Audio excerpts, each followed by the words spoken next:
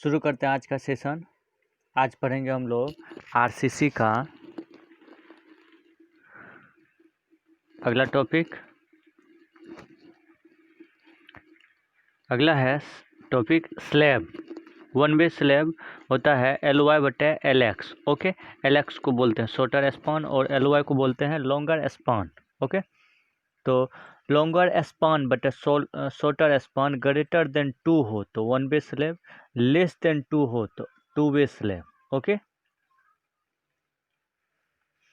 तो it supported only on 2 edges. One way slab जो होता है it is supported only on 2 edges. Okay,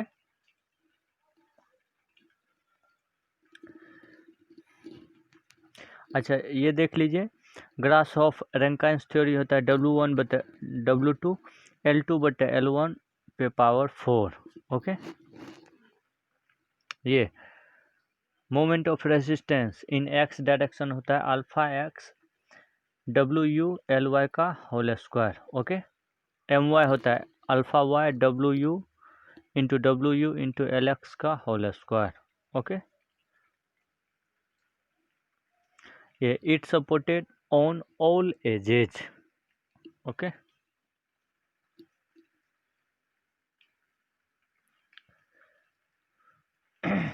ये है टी स्लेब। ओके, ये है विड्थ ऑफ फ्लेंच, ये टोटल विड्थ ऑफ फ्लेंच है, ये डेप्थ ऑफ फ्लेंच है। ओके, ये ओवरऑल डेप्थ है। ओके, इसी को बोलते हैं वेब। ये है वेब। ओके, ये स्टील है।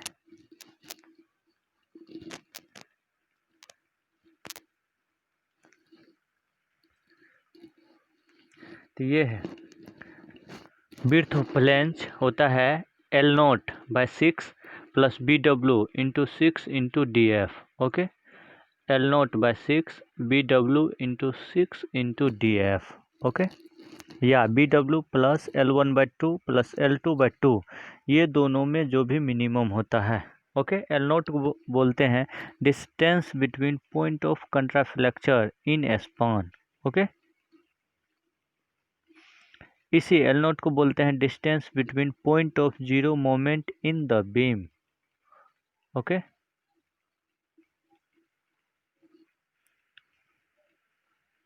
ये टेबल देखिए काफ़ी इम्पोर्टेंट है। Degree of end of restraint compression member, ये सिंबल है। थ्योरेटिकल इफेक्टिव वैल्यू है, ये रिकमेंडेड इफेक्टिव वैल्यू है। ओके, तो देखिए पहला केस है इफेक्टिवली हेल्ड। पहला केस है effectively held in position and restrained against rotation in both ended, जब दोनों इंड फिक्स्ड हो। ओके, तो इसके लिए होता है 0.65 into L, effective length 0.65 into L. Okay,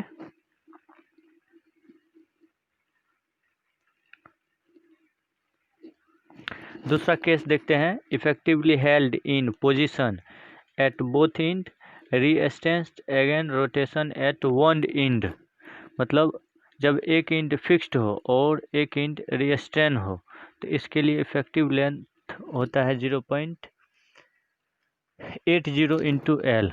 okay, तीसरा case effectively held in position at both end but not restrained against rotation, मतलब दोनों इंड रीअस्टेन हो। ओके, सिंपली सपोर्टेड हो, तो इसका होता है 1 इंटू एल। ओके,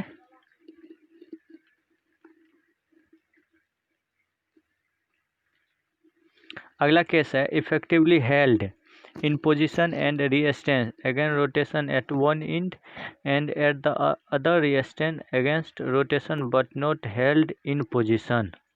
ओके, तो इसका केस है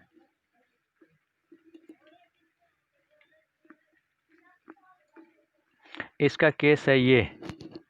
ओके, एक बगल फिक्स्ड है, एक बगल नॉट फिक्स्ड है। ओके, रिस्टेन है तो 1.2 इंटू एल। अगला केस है effectively held in position and restrained against rotation in one end and the other partially restrained against rotation but not held in position, तो ये केस है। इसके लिए इफेक्टिव लेंथ है 1.5 इंटू एल। ओके, अगला case है effectively held in position eight one and but not restrain against rotation at the other and and restrain against the rotation but not held in position, तो ये case है। इसके लिए effective length है 2 into L. Okay, और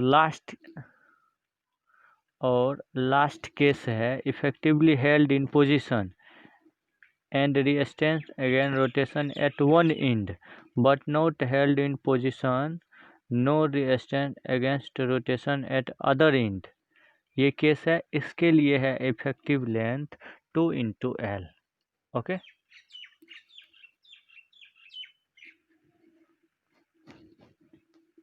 ये है longitudinal reinforcement for column. Minimum होता है 0.8% of gross sectional area. Maximum होता है जब नोट लेफ्ट हो, दोनों बार जो है लेफ्ट नहीं हो तो 6%, जब लेफ्ट हो तो 4%। ओके,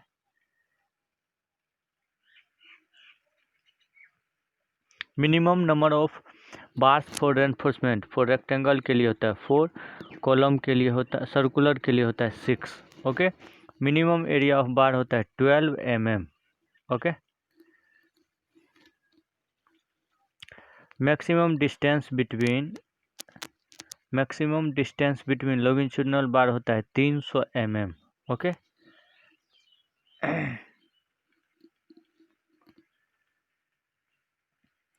पेडेस्टल के लिए होता है it is shorter length whose effective length does not greater than 3 times of least lateral dimension, इसको बोलते हैं पेडेस्टल। ओके, पिच होता है in column least lateral dimension B या 16 इंटू 5 मिनिमम या 300 mm में minimum. Okay,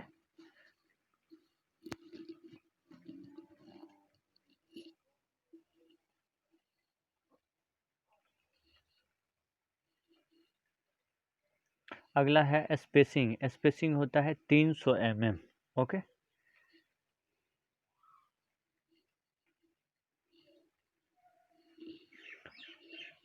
for column transfer reinforcement tie के लिए होता है, टाइज के लिए 1/4 इंटू 5 मिनिमम 5 में या 6 mm इसमें मैक्सिमम होता है। Okay,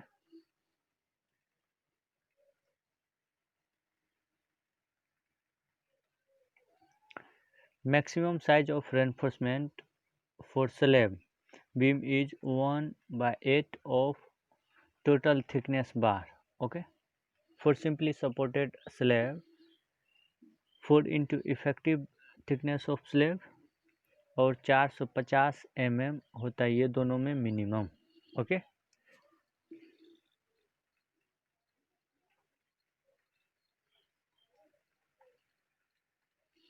test on cement fineness test होता है सीव मेथड के लिए।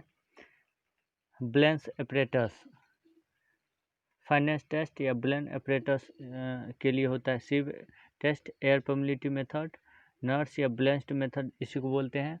दूसरा होता है सेडिमेंटेशन मेथड, इसी को वैगनर टर्बिडी मीटर मेथड भी बोलते हैं।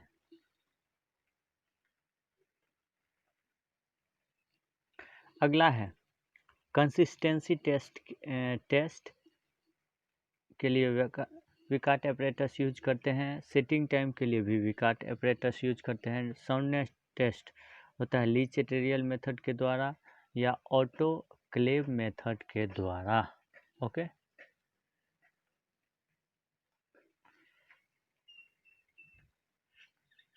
टेंसाइल स्ट्रेंथ होता है ब्रिकेट टेस्ट के द्वारा। हीट ऑफ हाइड्रेशन होता है कैलोरीमीटर टेस्ट के द्वारा। ओके, स्पेसिफिक ग्रेविटी होता है लीचेटेरियल फ्लास्क के द्वारा। टेंसाइल स्ट्रेंथ होता है मैकेली कंपाउंड के द्वारा। Okay,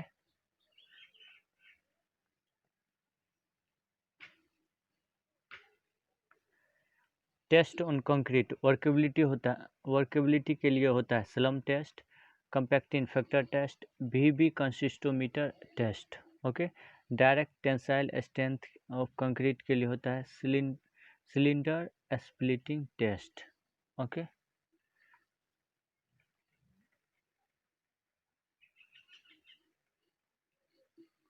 bond between concrete and steel pull out test होता है। कंप्रेसिव स्ट्रेंथ होता है Raymond hammer test. Okay, dynamic modulus of elasticity होता है resonant frequency test. Okay, fineness of cement होता है सरफेस एरिया टेस्ट। ओके, ये काफ़ी इम्पोर्टेंट रिलेशन है। स्पेसिंग होता है S2/S1 इक्वल्स टू D2/D1 का होल स्क्वायर। ओके, ये काफ़ी बार पूछा जाता है। कहने का ये मतलब कि स्पेसिंग डायरेक्टली प्रोपोर्शनल होता है एरिया ऑफ डायमीटर के। Okay, eccentricity along the shorter span होता है E minimum equals to L effective by 500 plus D/30। Okay, और 20 mm ये दोनों में maximum. Okay, along longer span होता है E maximum L/500 plus B/30। Okay,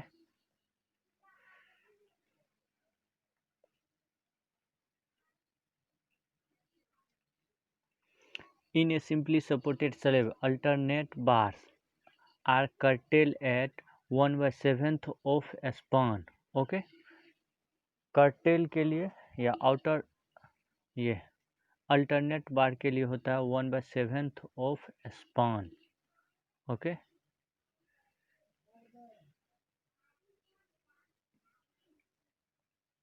minimum width of lacing bar होता है 3 into nominal dia of rivet या bolt. Okay, ये स्ट्रक्चर है। ओके, ये स्टील प्रोवाइड किया गया है। तो इन क्लियर कवर होता है 25 mm और 2 इंटू डाया ऑफ बार में मैक्सिमम।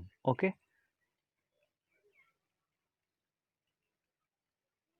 क्लियर कवर होता है 25 mm और डाया ऑफ बार में मैक्सिमम। ओके,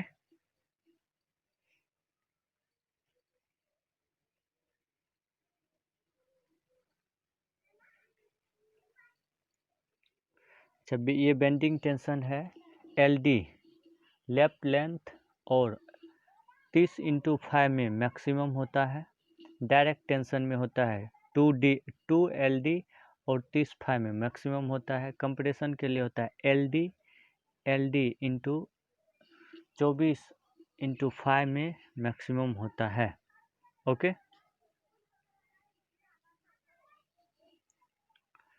फ्लेक्सरल स्ट्रेंथ के लिए होता है LD इंटू 30 इंटू 5 में मैक्सिमम। ओके,